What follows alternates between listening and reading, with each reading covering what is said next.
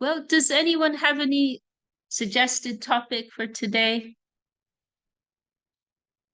Tungarasa's I joined do. us. I do actually. Dhanyavad, Hare Krishna, Vishakha. Dandavat, Dandavat. Um, what comes to me is I have the question. What comes to me is I'm so sorry. I'm chewing. Too late. I'm about praying for others, because we chant our mantra. We offer everything to Krishna, but then there is moments I feel like I really want to like chant for others, like for people. How much of a How effective is that? Like, what are your thoughts on that? What do the gurus say? Like, it's inspired by that. I a couple days ago walked by when they pulled out a dead surfer who could have been my son, right? Like same age, blonde surfer guy.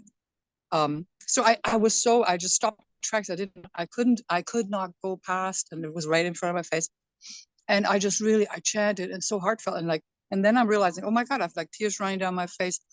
I don't know him personally. My son sort of, I'm not, not close, but it's.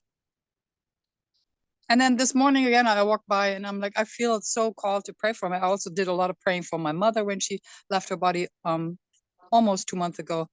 Yes, that's my question. Like, how effective, how much is that talked about in our mission? Hare Krishna. Does that make sense, the question? You were speaking specifically about chanting for others or praying for Yeah, others, praying for others, chanting for others. Right, right. Well, it's a good question. It brings up a lot of different topics. I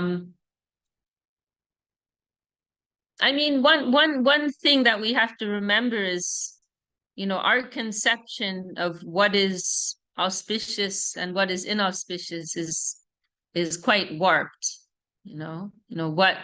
What is happy, sad, what is comfortable, uncomfortable. Our set of values are mixed up.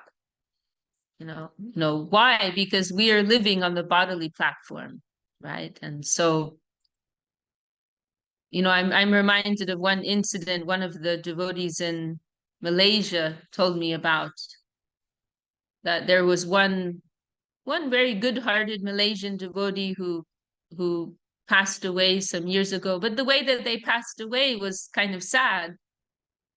That I think it was around Christmas time, some holiday season, and so somehow everyone was very busy, and this devotee, he passed away in his home. And 3 days went by without anybody knowing. And then finally, after 3 days, someone discovered him, and then the news spread, and the community was very sad about the fact that he'd been forgotten about for 3 days. It happened. He'd left his body in such a situation. And so they asked Srila Gurudev, well, why did he leave like this? He was such a nice devotee. And Srila Gurudev responded, why are you giving so much attention to his body? What's happening to his body? What's happening to the soul? What's happening to the body? These are two categorically different things. So why are you so disturbed about that? So what may be disturbing, uncomfortable, or even horrific on the physical platform, in terms of what's beneficial for our soul, that may be something good. It's a completely different set of values. And we have to go back to fundamental teachings of Bhagavad Gita, right? That, the soul is not harmed by any of these things. No, the soul is not touched by anything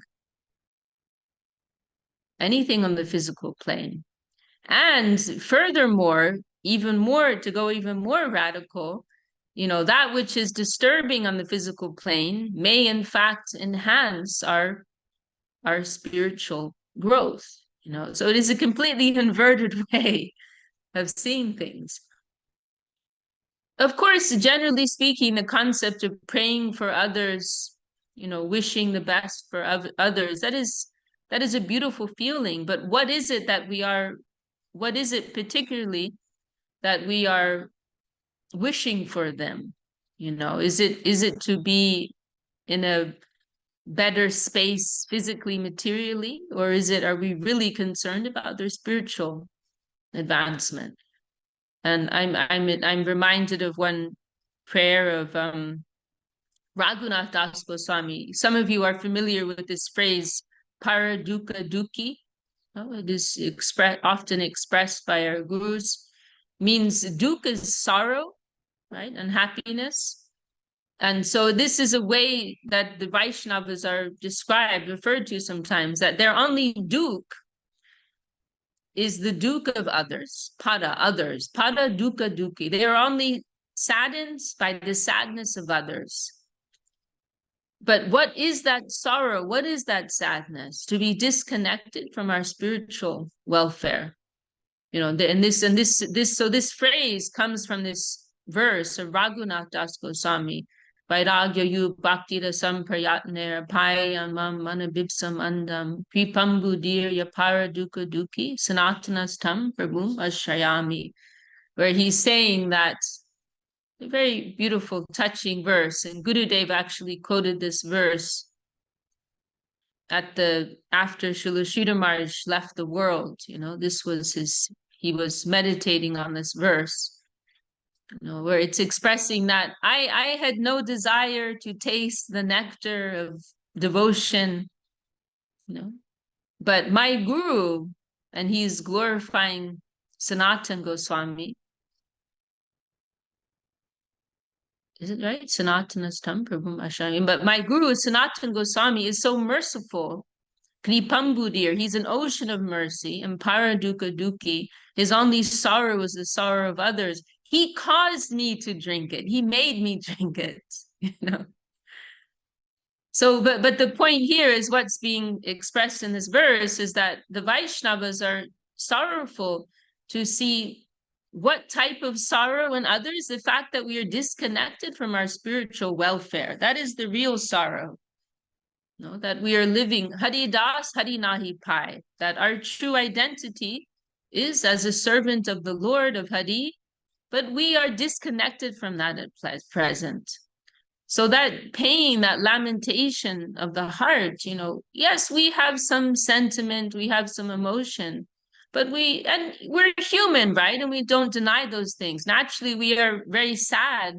We may feel heartbroken when we hear or think about the suffering that others go through. That's natural. We don't have to deny that. But we also have to try to ground ourselves with some broader spiritual vision. No, we don't want to let ourselves get carried away with this type of sentiment. It is natural, we'll have it. As I said, we won't deny it, but we also want to keep that broader perspective. So if we want to pray for others, then we will pray that they may get the grace of Guru and Gauranga. That will be our prayer for them.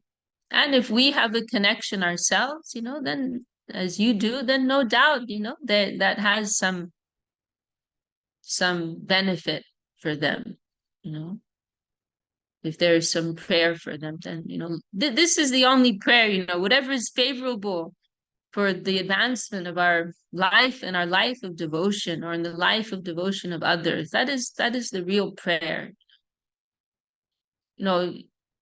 We also have to consider, if it is nice to pray like that, but we also won't have too many illusions about how much power, you mentioned chanting for others, how powerful is our chanting? We have to question that,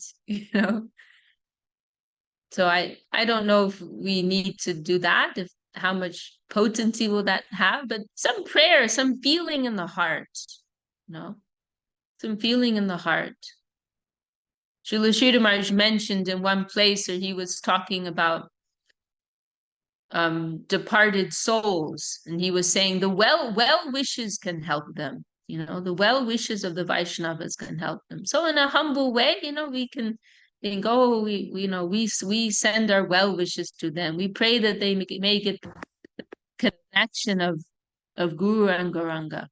We can pray in a humble way like that. May they, as I have received grace, may they also be the recipient of grace. That is a natural, sincere, and authentic Vaishnava feeling. And as I said, because we have connection, there must be something there, right? There's some capacity to extend that to others. So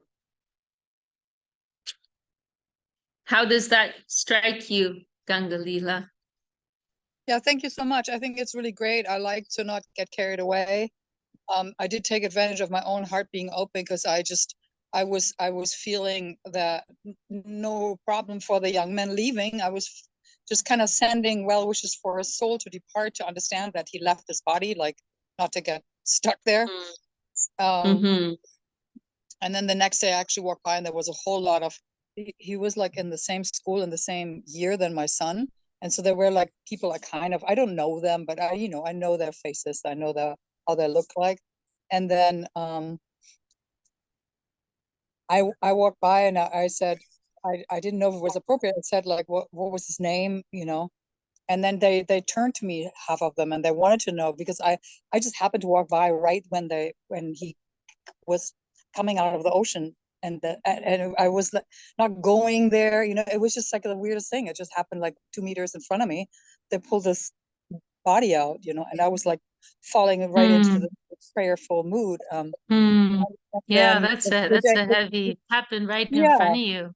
yeah, it was like right in front of you. So, and I was thinking like, what a waste to do CPR, because I knew 100% he's dead. He left. There's nobody there anymore, But I also noticed that, and I was thinking like, oh my God, how sad that they can only cling to the idea of the. But then next day, so I talked to them. I said, if it's okay, because I just walked by, I don't know him, and I'm sorry for your loss. And then they were incurious, I think, closure, So I said that I was just saying like, I think he is just in a really beautiful place. He's really free and very, very much love and light. He's with God, and I think he's a very spiritual guy. And that's when somebody else, they were like hiding their tears. They're all young men. They didn't want to show the tears. But that's when they kind of melted. And I was thinking, oops, that was maybe a good opportunity to just get this idea to, like, yes, with God, like that people, when they're touched by loss, is when they feel like open to it. And then I said like, are you doing like a prayer circle? And they're like, well, we didn't call it that. But then I saw them already shifting, going like towards yes more than no. And they did. I walked again this morning really early, and there's huge amounts of candles and flowers and all of that. So, and I felt complete with that. And yes, thanks for clarifying. Like we can't get lost in it. We don't know how powerful it is, but it is good to go into that place and fill it rather with mantra and prayer instead of being sad, sorry, or seeing something wrong in it. And yeah. Yes, and and also when we face these types of situations, when they come right in front of us, it's a very healthy reminder for ourselves too, right? That we live in our time here is very fleeting.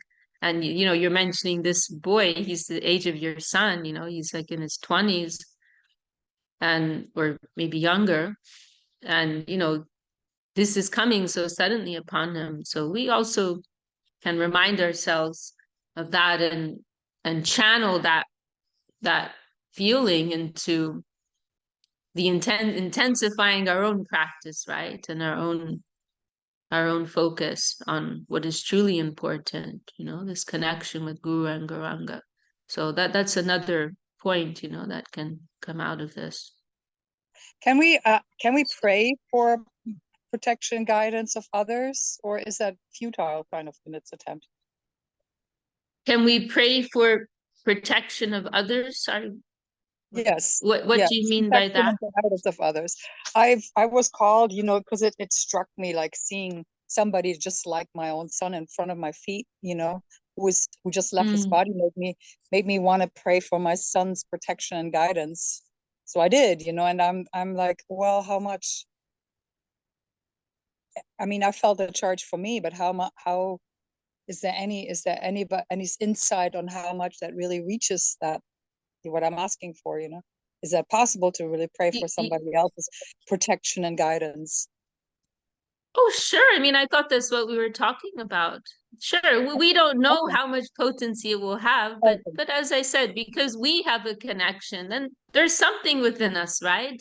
Okay. We are nobody ourselves, but we've been accepted.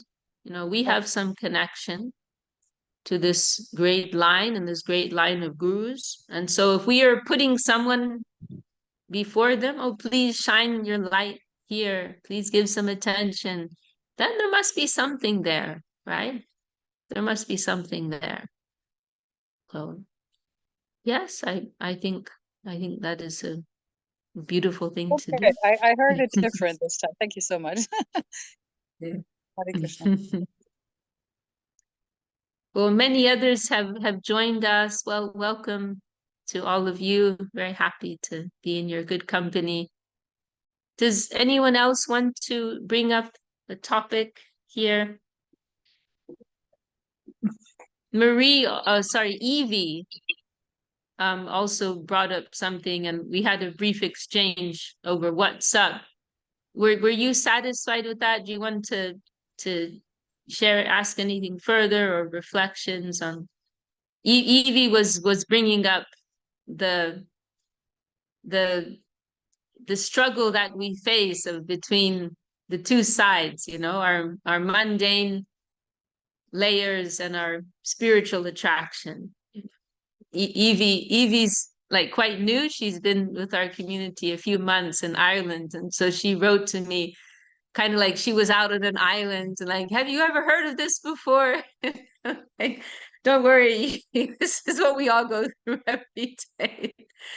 She said, sometimes I wake up and I'm full of enthusiasm and I want to give up everything and just focus on Krishna. And then other days I'm not very interested. Like, is there something wrong with me? Like, I don't worry.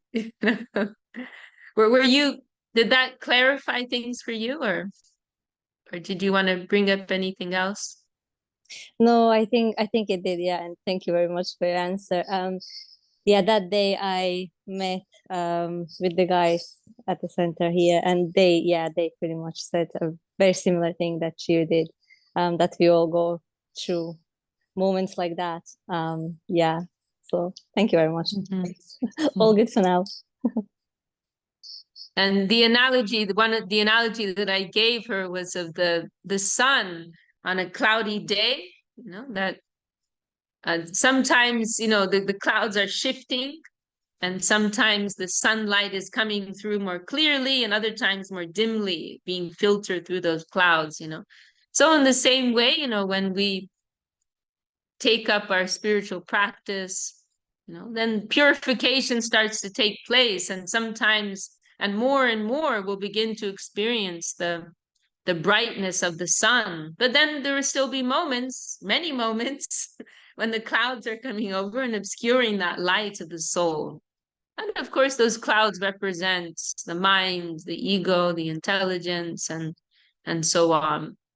And it can be very frustrating, especially because it's one thing if you're always living in clouds, right?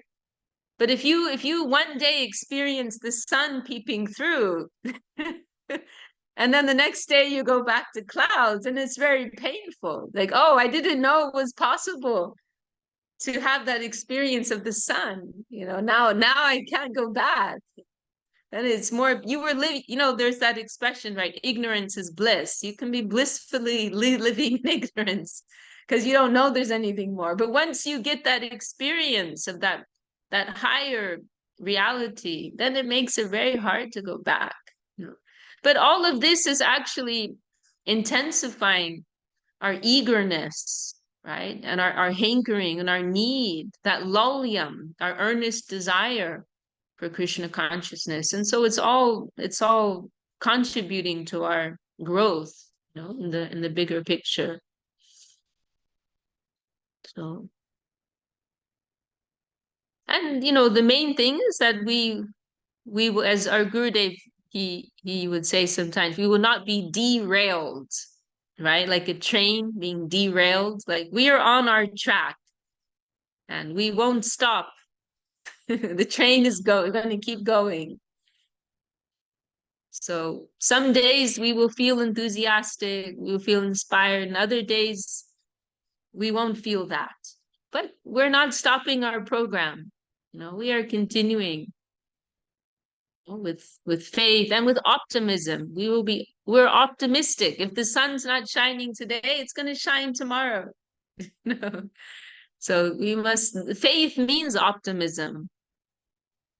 Why? Because we know the Lord is there, Guru is there, they are well-wishers, they are caretakers. So if we have faith, the mystic, Srila Sridhar Maharaj has made that point.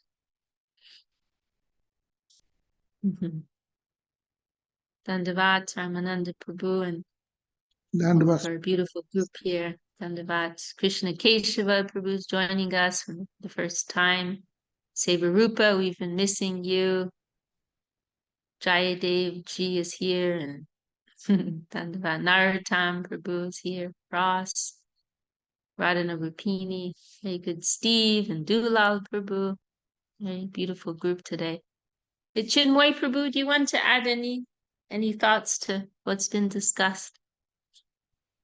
Well, I'm thinking about praying for others thing. It reminds me of in the Chaitanya Charitamrita Vasudeva, because it's a natural quality of a Vaishnava.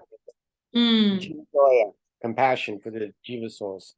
And it reminds me of Vasudeva Datta when he prayed to Mahaprabhu, please let me take all the karma, all the sins of everybody in the world, so they can be put that on my head, and then everybody will be liberated. Liberate everyone. And Mahaprabhu's response is by the will of the Lord, everything can be done. And if it's the desire of a pure devotee of the Lord, then there is no concern, there's no consideration. And so I think in that way, we definitely, it's helpful to pray, is that like everything is coming through Guru and Gauranga. So if we're praying for anything, it's like you said, like the grace and mercy be bestowed upon another. Jai, beautiful. The only tricky thing is that, you know, what may be beneficial may not be comfortable. And it reminds me of oh, I see your hand is raised, Narottam. We'll come to you in a second. I'm reminded of, it's mentioned in Chaitanya Bhagavat, I believe, how Haridas Thakur, his blessings upon these prisoners is, may you remain as you are. And they're very offended. They think that he's cursing them, you know, but that's not his mood at all. He's seeing that their current situation is actually conducive. So he's saying, you know, may you maintain your connection with the Lord. Whatever is favorable to that, you know, let it be so. So Narottam and Jayadev has their hands raised. I think Narottam was first. So, Narottam, do you want to speak your truth? Yeah. One thing I wanted to say is, it is natural to pray for others, especially to Krishna, Srimati Radharani, because and I think what it'll do is that this act of praying for others can be manifested into seva. Like, you know, there'll be some things that we'll pray for, like things that are out of our control we can pray for, but things that are in our control, like people are associated with, we can help them come to Krishna consciousness. Like, I'm praying for so many people, let me try to help these people that are in my contact to become Krishna conscious. Like, you know, like this, let me also do something in that sense. But so that's what I wanted to say, that and also I guess the act of praying for others is like, it helps us to become less selfish in a way. But anyways, that's my understanding. Because then, you know, if you're praying for your family members, your friends that you're in contact with, then you want to see them improve and you want to see them get better in their Krishna consciousness. So you're happy when you do see that. And then naturally that helps us in our path towards Krishna. Very nice, Prabhu. Very nice. Thank you for sharing. Okay, we'll go to Jayadev, and Marie's also raising her hand. We'll go to you after Jayadev.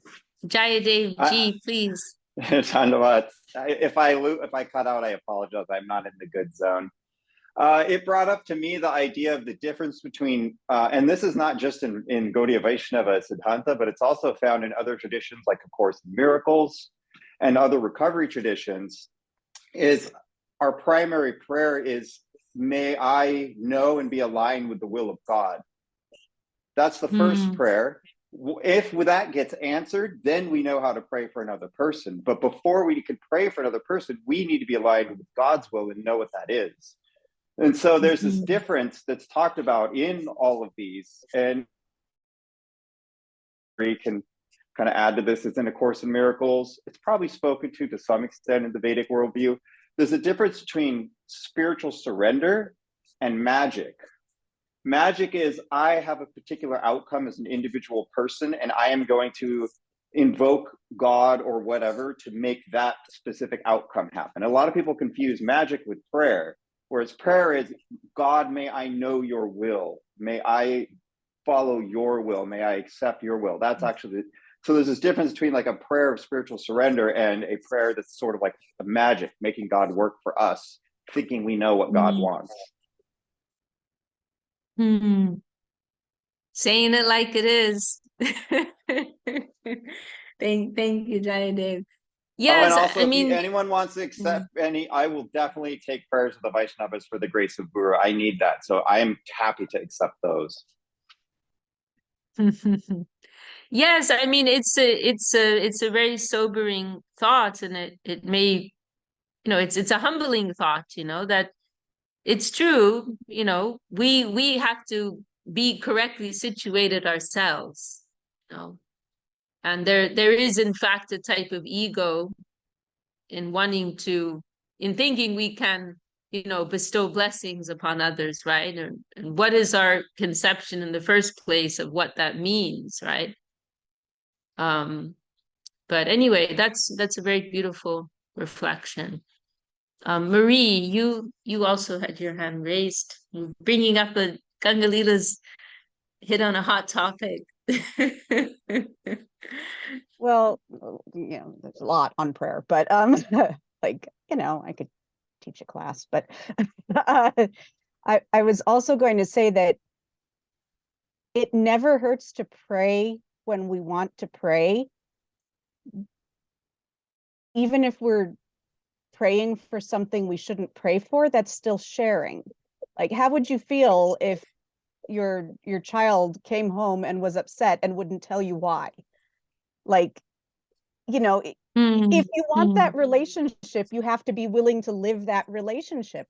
And sometimes that means, I saw this thing and it really upset me, and this is what I wish would have happened instead, or I'm really worried about this and I have this preference, but I'm not sure if I should want that.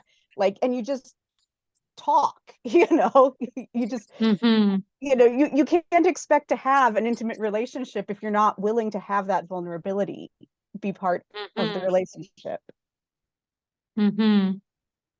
I really like that, Marie, and actually what I was thinking to say next is related to that, which is that, ultimately any connection with the Lord or movement towards the Lord is a wonderful thing and is a step up. Whether it's, oh God, will you buy me what is that song, a Mercedes Benz, or whatever it is, or God, please, enlighten me, or like any connection with the Lord. And the whole of the Vedas is based on this premise, right? That there's a whole system of gradation there. And And the idea is that in some way or another, anyhow, we're getting on that ladder. We're being honest about where we are. We're approaching from whatever point is meaningful to us, right? In Bhagavad Gita, it's mentioned, Krishna mentions 4 types of persons approach me. You know, Arto, Artatika, Jigyasa, Jnani. So someone who's suffering, someone who's seeking material gain in some way, someone who's simply curious, you know, in the world of the mind, the intellect, curiosity, and one who is actually spiritually, you know, sincere, enlightened. You know. And Krishna says all 4 of these persons, they are fortunate souls, you know, they are blessed souls, because in one way or another, they're making some contact, they're making some approach, they have some faith, some level of shraddha, right? So yes, from that broader perspective, you know, any type of connection with the Lord, it is a great thing. And it's also a starting point, right? You know, we do have to start somewhere, wherever we are. You know, for you know, children have their level of understanding and adults have their level of understanding, and you can't expect to immediately jump from A to Z, right? So we have to start from wherever we are and move forward from there. So a lot of different angles are being being brought up here. Okay, Krishna Keshava Prabhu is raising his hand. Figure out how to unmute there. Okay, cool. Hey, Dandavats, everybody. I'm humbled and happy to be here. I have watched many a video online for the last year and a half, and it's given me probably, I live in the Chicago area, and there's not much by way of Chaitanya Saraswat Math. I'm somewhat aged Govinda Maharaj, and I'm just really glad to be here and grateful to see you all. And I don't know if I felt unworthy somewhere in my personality or was just really, really excited to always listen, but I'm glad to be here. Thank you very much. Thank you for sharing. Yes. Sorry. Thank you for sharing, Prabhu. We're very happy you're here with us. Ramananda Prabhu. Ramananda Prabhu has his hand raised. Dandavat Vishakha Didi. Dandavat. I heard Gurumai, Param Gurumai say designed and destined. On one side, he say everything is personal. Because everything is personal. And then the other side, he said designed and destined. So I was wondering, so how we supposed to make progress? And how we, because we are exclusive Rupanuga. We, according to Guru Maharaj, we were trying to go to Rupanuga line. We are his followers through Srila Bhakti Siddhanta.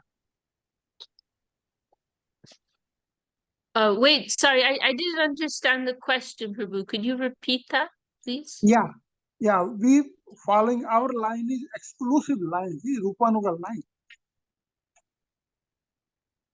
Yes. Because ISKCON also follow, they follow also Srila Bhakti Siddhanta, but they are more aligned with Prabhupada. I don't know how is what's their end goal. It's the same Krishna Bhakti, Krishna Prem. So our Guruma, I heard Guruma say about actually Goswami Maharaj asked him, what is Rupanuga Dhara? So he told the love what is coming down from Srila Rupa Goswami. So we try to go up that channel because there are Sakis, there are Gopis, there are so many other channels in the spiritual line.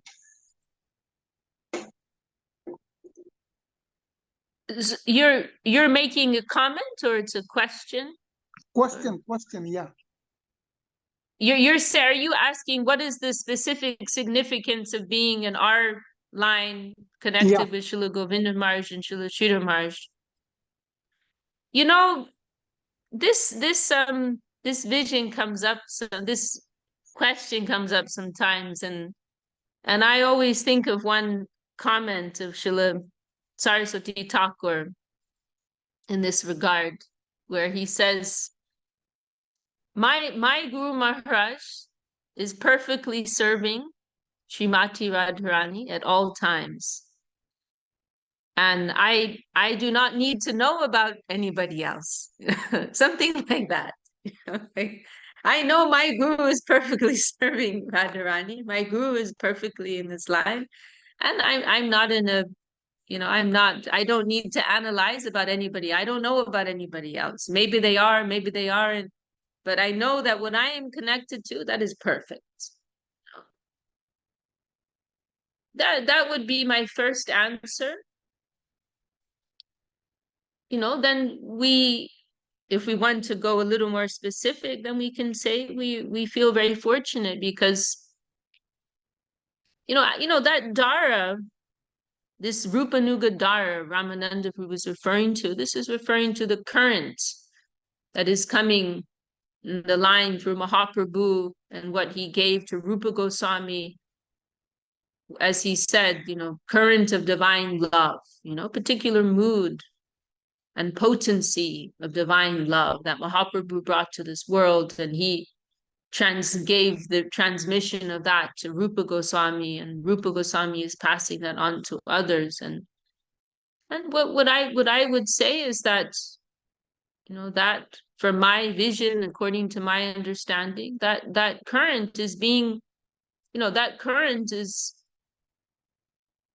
to some degree or another, that is flowing through many stalwart, Vaishnavas in this lineage, has, is, will, but there is some gradation, right? So where do we find that in the most concentrated way?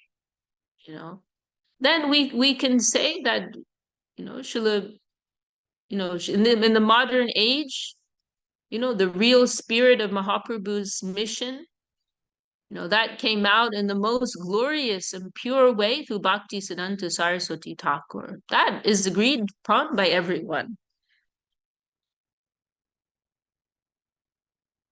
And then that Bhakti Siddhanta, glorious revitalizer of Gaudiya Vaishnavism in the modern age, he very clearly indicated that Dara, that divine current, was being passed to Srila Sridhar Maharaj. We can say that. And that's not just our biased feeling or perspective, but that was made quite clear. Why? Because 24 hours before Saraswati Thakur left the world, he, in a very deliberate way, called for Srila Sridhar Maharaj, brought him out of his bed, and specifically requested him to sing this song, Shri Rupa Manjari Pada, right? Which is, we consider to be the highest song of our line.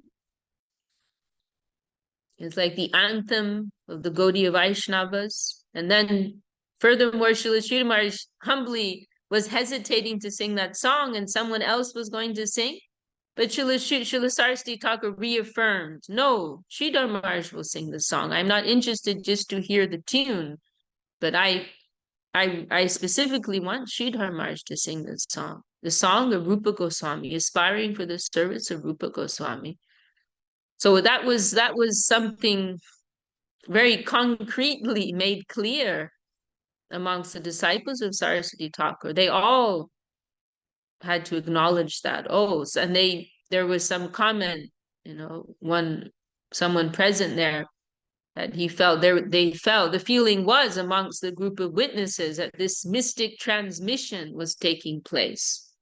That Srila Sridhar Maharaj was being given entrance, and he's the guardian of this divine current. That was their feeling.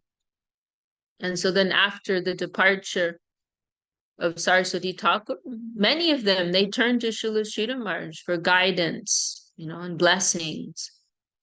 And even those who were posed as, anti to Sridhar Maharaj for various political reasons, they also would sometimes seek the advice of Srila Sridhar Maharaj. So it is undeniable that Srila Sridhar Maharaj, and he was given something, he was pointed to as having something to a degree that no one else had. So no doubt, there's so many others, faithful, beloved followers of Saraswati Thakur. They also have that current to some degree or another, but in Srila Sridhar Maharaj, in an unparalleled way. And that very same Srila Sridhar Maharaj, he handed everything fully in a very clear way to Srila Govinda Maharaj. So that is just a fact. And Srila Sridhar Maharaj was so clear about this, wanted to make this so clear that he established Srila Govinda Maharaj in his own lifetime. It is unprecedented, making it very, very clear. So that we are in the line of Srila Sridhar Maharaj and Srila Govinda Maharaj, from our perspective, considering all these things, we feel that the current is coming through in a very strong way, in a way that cannot be compared to others. That is our vision, and these are the facts also. So then so many other things, are beyond our purview. What is their specific service in Goloka Vrindavan, and are they manjaris? That's beyond us to consider. We're not qualified to analyze these fine details of their relationship, but we know that they have very deep connection, very deep holders of this line. Another point that Srila Govinda Maharaj, our Gurudev, has made is that Srila Sridhar Maharaj, his mood was purely in the line of Madhura Rasa. Saraswati Thakur's mood of devotion was exclusively in the line of Madhura Rasa. And our Gurudev Srila Govinda Maharaj is also in that line. But in some of the others, there's some mixture. Srila Sridhar Maharaj also mentioned this. One of his godbrothers who had some attraction to Sakya Rasa, the mood of friendship, and a few other godbrothers. And our Gurudev also mentioned some mixture. But we see in Srila Sridhar Maharaj very purely in that line of Madhura Rasa, the most elevated, mood of devotion for Sri Krishna in Vrindavan, Shri Radha Krishna. So that is another factor. But Srila Sridhar Maharaj exclusively in that line, and Saraswati Thakur exclusively in that line. Very, very specifically, clearly, what Mahaprabhu, Sri Chaitanya Mahaprabhu, if you look in Chaitanya Charitamrita in certain chapters, like Madhya Lila chapter 2 and the Rathayatra pastimes, some of these, what is being described there, pertaining to the mood of divine love and separation. This is like the acme, and that mood that you see described in this divine literature of Chaitanya Charitamrita, perfectly held, represented by Srila Sridhar Maharaj and Srila Govinda Maharaj. So again, going back to that quote of Saraswati Thakur in the beginning, we know that our gurus, they're perfectly serving Srimati Radharani, and all our gurus are perfectly connected. And we don't need to think about others, but we know that this is, we can say, we know this is the best. We know there's nowhere else for us to go. And we don't need to go and assess how others are, where others are. But we feel conviction. Oh, this is the sweetest thing, the most condensed divine substance is available here, is being churned by our gurus in their divine consciousness and heart. So, of course, this is all beyond us, right? It does not touch so much upon our current, stage of struggling sadhakas, practitioners. But we are serving this high thing, right? That is our aspiring to. As I was quoting Gurudev the other day, like, I cannot chant the name, but my guru is chanting the name, and I'm serving my guru. And this is my Nam Bhajan. So, our fortune is that we are, and this is the thing, the currency, they only deal with high bills. Right? So if we are serving them, like what type of remuneration they're giving, it is inconceivable. We may not totally understand what it is. It may not be able to fully fructify in our current stage of consciousness, but we are receiving inestimable grace. They are the real holders. They are holding this. And so if we are serving them and inviting their grace, then we can count our lucky stars. We can rest assured that our future is bright. Thank you for bringing up this topic, Ramananda Prabhu, reminding ourselves of this high lineage that we are connected to. Thank you. Very kind of you. Thank you so much. And Radhana Rupini has her hand raised. Thank you. Dandavat, Didi. Good morning. Dandavat. I once heard that somebody had said once that every Vaishnava should think, my Gurudev is the best Gurudev, so that you can have that devotion for him. That my Gurudev is the best Gurudev, and then, but he said, but don't use it to make a war. So that's I always thought that was interesting, because in such a peace-loving, conscious of the soul, everything that was so beautiful that attracted us to Krishna and Krishna consciousness, there are so many divisions and wars going on. We just have to, I love the way you say we are cousins. It's so sweet and affectionate, But I have a question for you, being that it's Ekadasi in Hawaii today. I know that, well, I heard that, when you follow Ekadasi, you get some kind of merit for following Ekadasi. And the whole thing is one big question. And so I heard that the blessings that you get for following Ekadasi, you can actually say, oh, I would rather this certain individual that's in distress or needs it or whatever would get that blessing instead of me. Like I thought was another form of prayer. Can you clarify if that's true or not for me, please, Didi?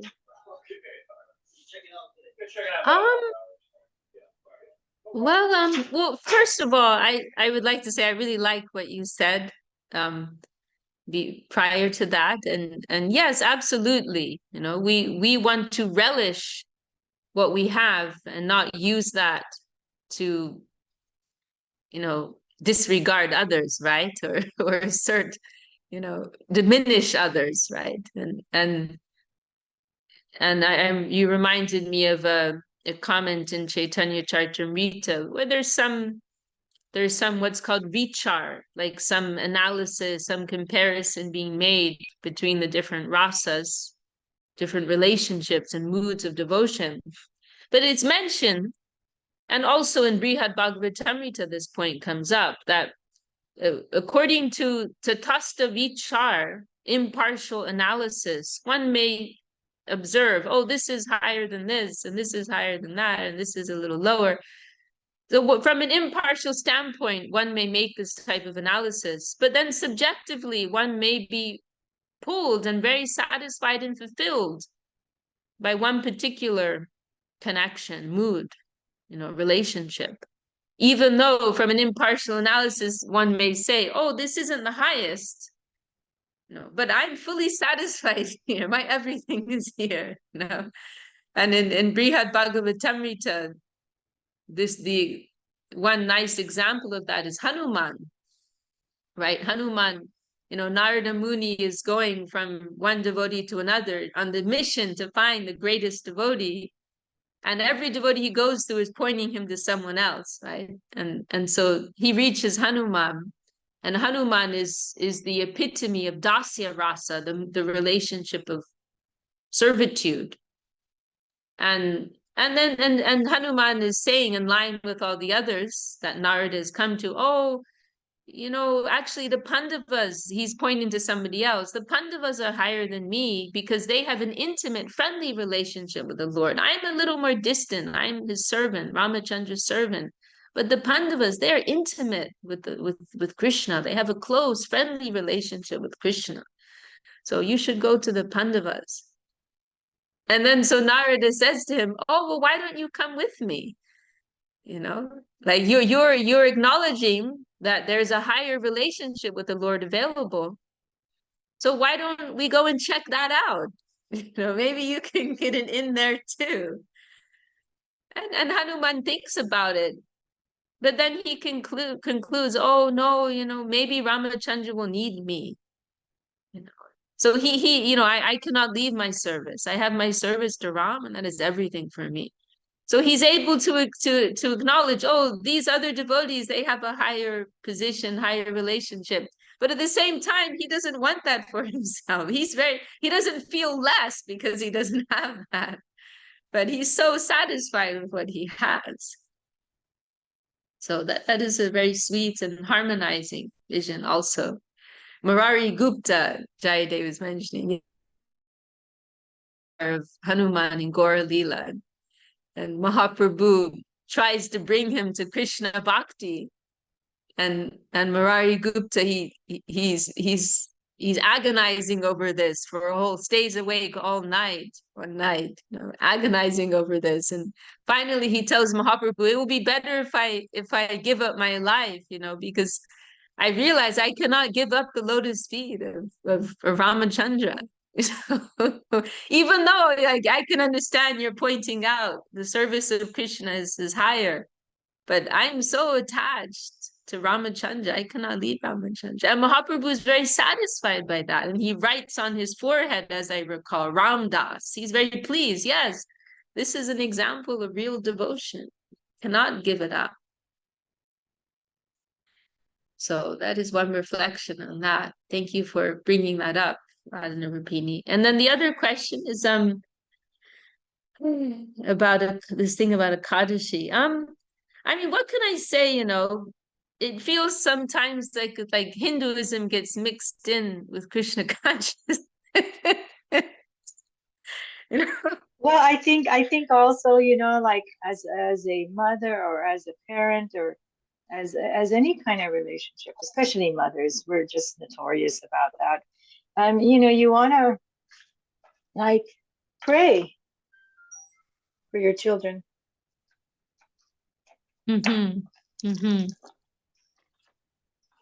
So I know by following Ekadashi, there is some really amazing, blessings and benefits for following Ekadashi. The mother of devotion. Let me answer first with this, and this, please forgive me if this Sure. is found to be offensive by some, but Srila Sridhar Maharaj, he tells Devi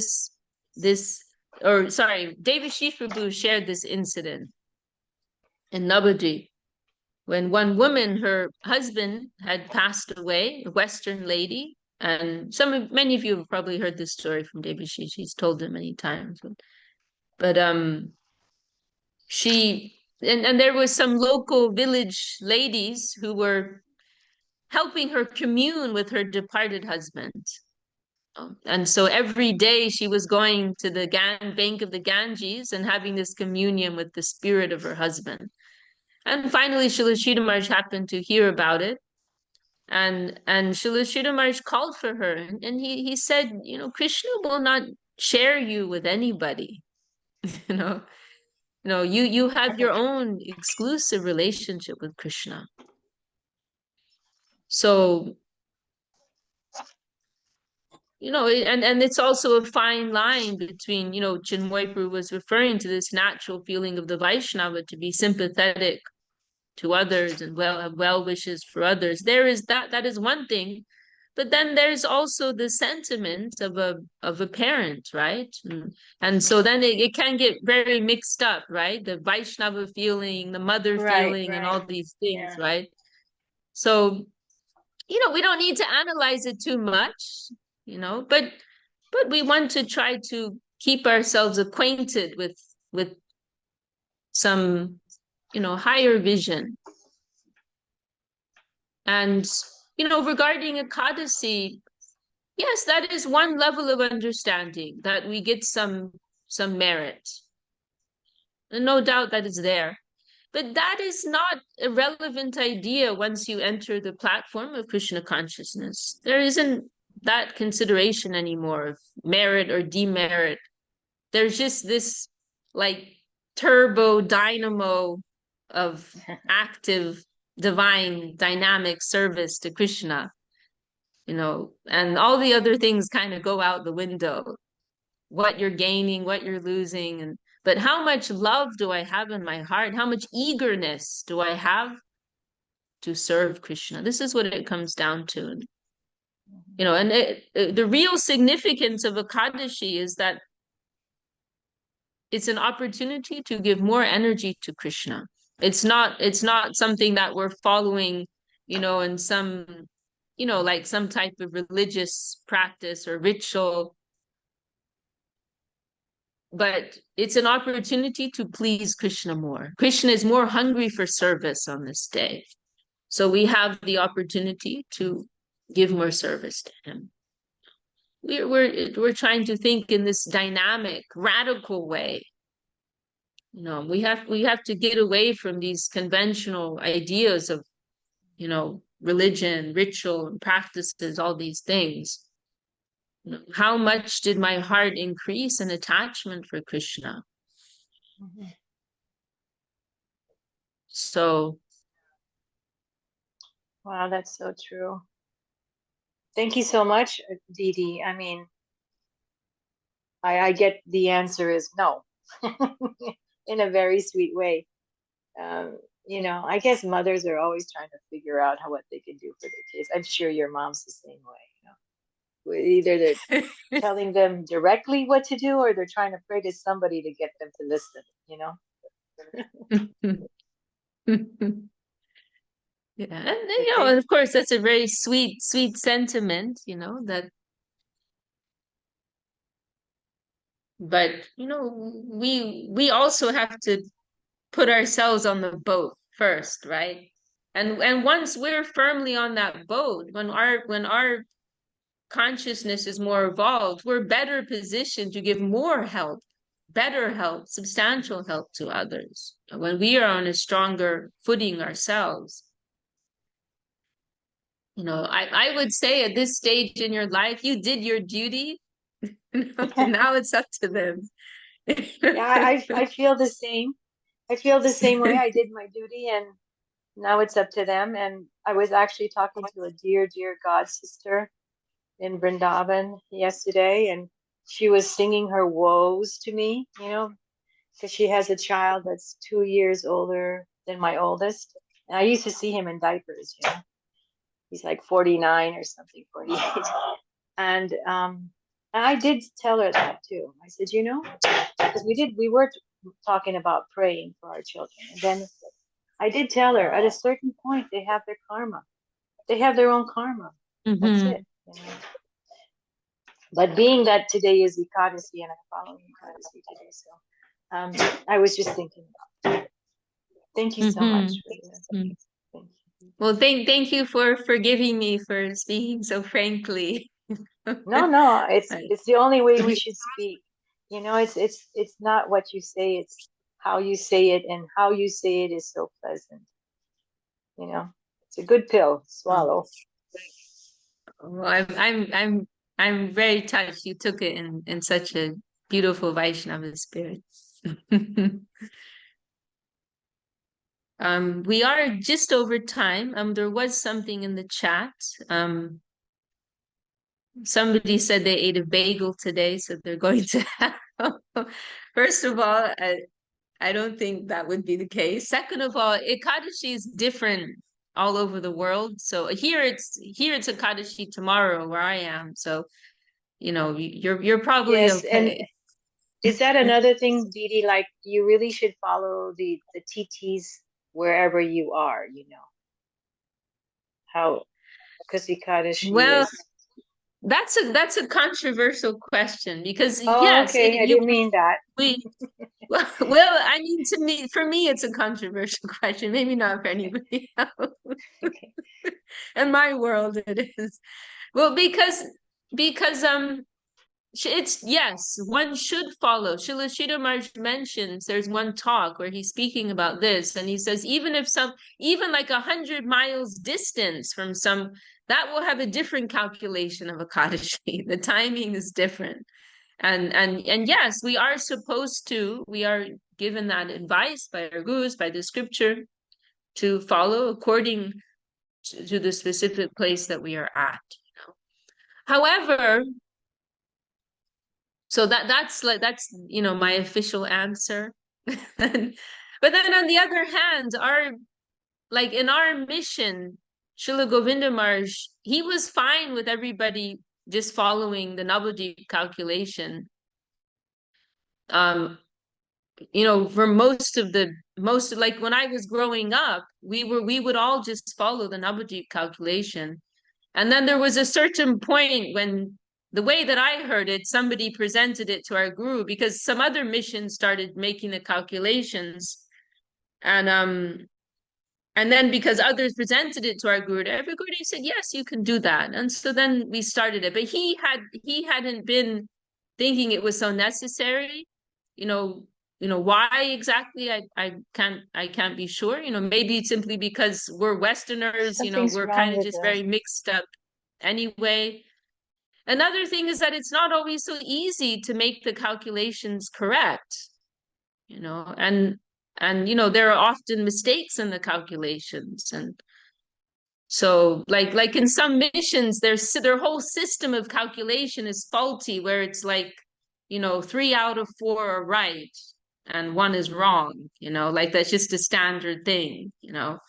So in our mission, we had it going pretty good for a while, but then we lost one of the main persons doing it. And now I really don't know how accurate our calculations are. And when I heard from some of my, you know, senior respected god siblings how it had started, I personally just started going, and I also came across a few times when it was just totally wrong, the calculation.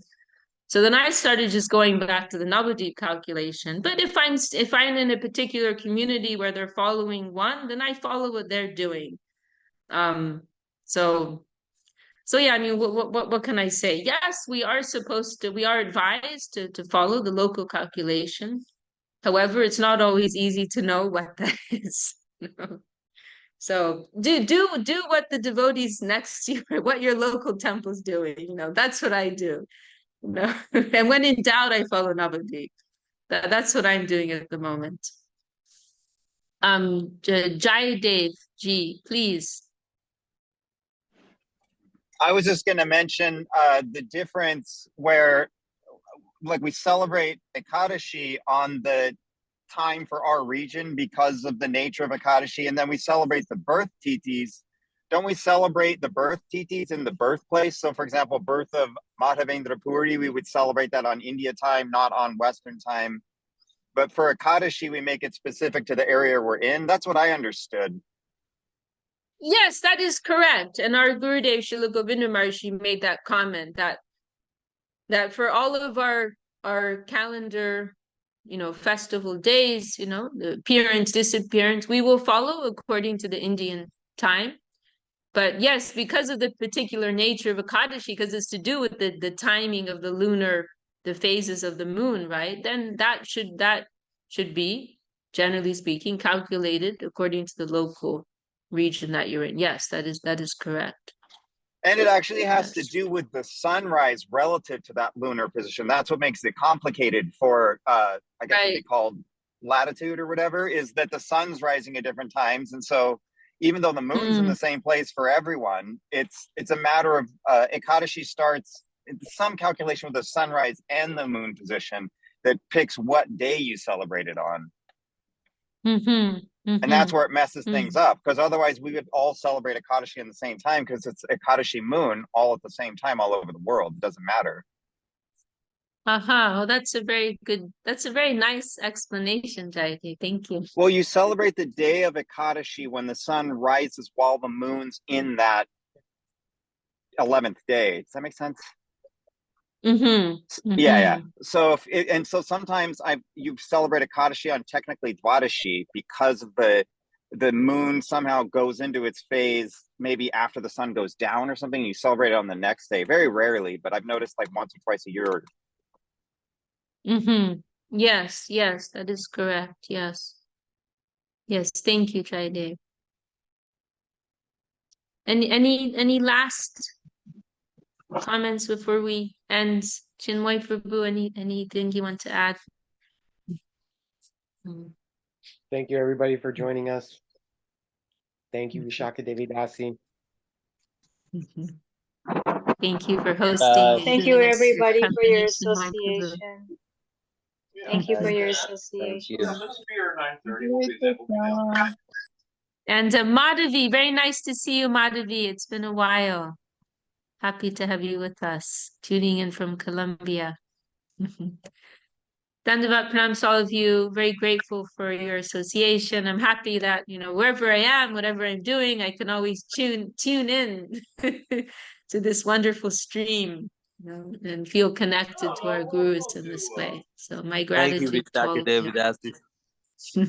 Thank you. Jai Shri Bhakti Sundar Govinda Dev Goswami Maharaj ki jai. All the assembled devotees ki jai. Jai Gaur Premanande. Hari Bol. Jai Vishakha Devi Dasi ki jai. Jai.